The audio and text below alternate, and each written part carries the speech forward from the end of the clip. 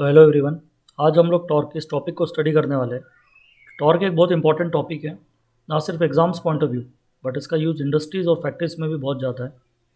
और अक्सर मैंने ये ऑब्जर्व किया है कि टॉर्क को स्कूल्स या कॉलेजेस या कोचिंग्स में बहुत ही इम्प्रॉपर वे में एक्सप्लेन करते हैं। बट आज इस वीडियो में हम लोग इसकी डेफिनेशन, इसका प्रैक्टिकल यूज़ और इसका बेसिक फार्मूला क्या होता है वो बहुत अच्छे से देखेंगे। क्योंकि जिस हिसाब से स्कूल्स में एक्सप्लेन करते हैं या कोचिंग्स में एक्सप्लेन करते हैं, उससे टेम्प्ररी तो उसका लॉजिक समझ में आ जाता है, बट उसका एक्चुअल फंडामेंटल जो उसका फिजिकल अप्रोच है वो क्लियर नहीं हो पाता है। और फिर वो रटने वाली बात हो जाती है कि टेम्प्ररी तो हमें समझ में आ गया, बट उसका होलिस्टिक अप्रोच जो है, जो उसका प्रैक्टिकल अप्रोच है, वो क्लियर नहीं हो पाता है।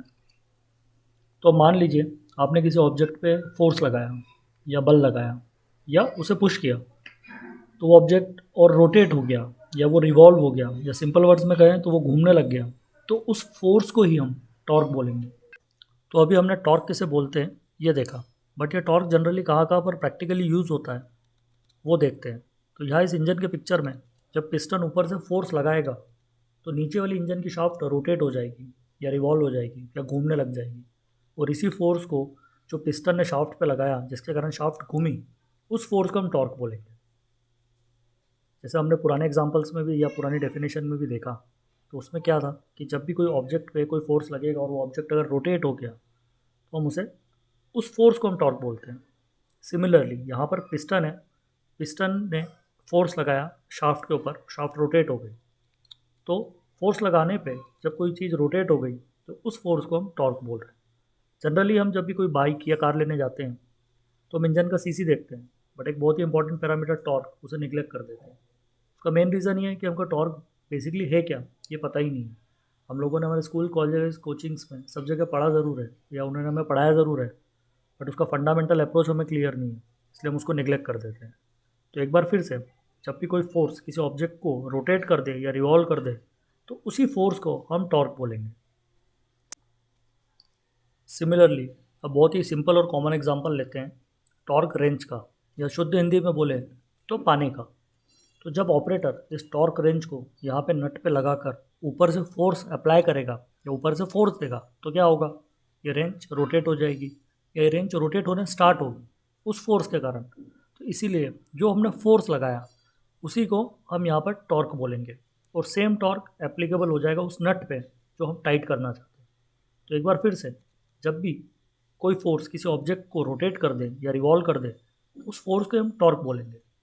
तो एक्चुअल में हम टॉर्क लगाते नहीं हैं, हम तो फोर्स लगाते हैं, बट रेंज रोटेट होने के कारण वो टॉर्क बन जाता है। तो इसीलिए डेली लाइफ में हम ये बोलते हैं कि उस नट पे या उस बोल्ट पे इतना टॉर्क मार दिया या इतना टॉर्क लगा दिया। वो एक्चुअल में टॉर्क नहीं मारा, आपने तो फोर्स मारा है, बट वो रेंज रोटेट होने के कारण, वो पाना रोटेट होने के कारण वो टॉर्क में कन्वर्ट हो गया।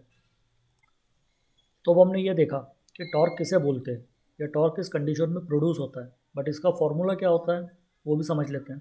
तो जैसे मैंने कहा कि टॉर्क फोर्स लगाने पर होता है या फोर्स लगाने पे प्रोड्यूस होता है, तो इसलिए एक फोर्स तो होगा जैसे मान लेते हैं F।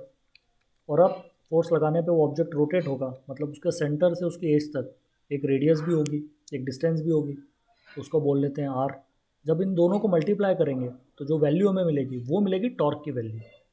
अब यहाँ पर कुछ लोग कंफ्यूज हो जाते हैं। पहले जो हमने देखा वो थी उसकी डेफिनेशन, कि टॉर्क किसे बोलते हैं, टॉर्क किस कंडीशन में होता है, किस कंडीशन में एप्लीकेबल होता है, वो हमने समझा था। अब टॉर्क का फॉर्मूला क्या है, उसकी वैल्यू क्या है, वो इससे क्लियर हो रही है। तो बेसिकली यहाँ पर दो क्वेश्चन क्लियर होते हैं। पहला, किसी ने पूछा व्हाट इज़ टॉर्क, तो उसका आंसर होगा कि जब भी कोई फोर्स लगाने पे ऑब्जेक्ट रोटेट हो गया, रिवॉल्व हो गया, तो उस फोर्स को हम टॉर्क बोलेंगे। सेम जो हमने पहले एग्जांपल्स में देखा।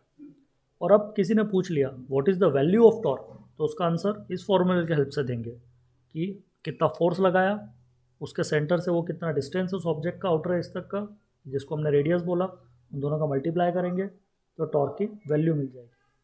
तो होप अब आपको टॉर्क की डेफिनेशन, उसका फॉर्मूला दोनों क्लियर हो गए। सो अब एक छोटा सा टेस्ट आप लोगों के लिए।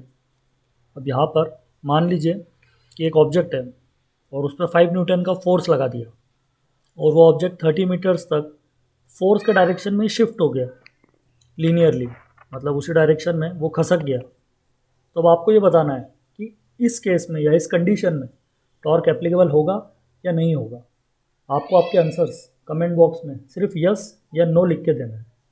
और अगर कोई भी फर्दर डाउट है तो आप कमेंट बॉक्स में ज़रूर बताएं।